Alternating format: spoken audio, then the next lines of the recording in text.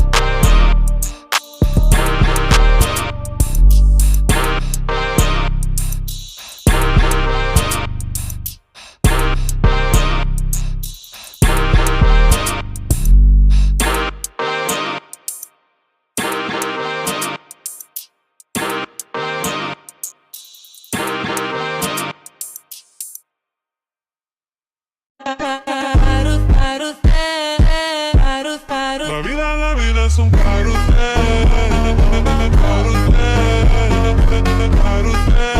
carrusel, carrusel. La vida es un carrusel, carrusel.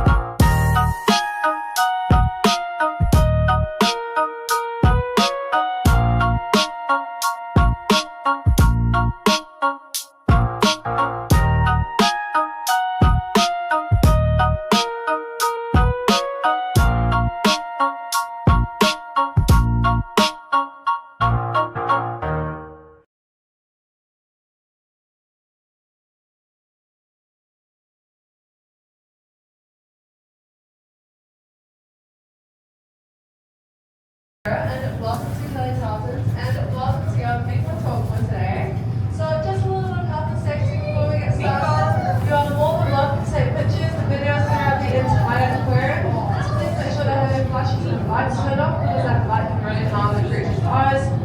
And secondly, the vibrations from the window is actually maximized by quite a lot when you bang on them. So please do not bang on the windows because it really does irritate the penguins.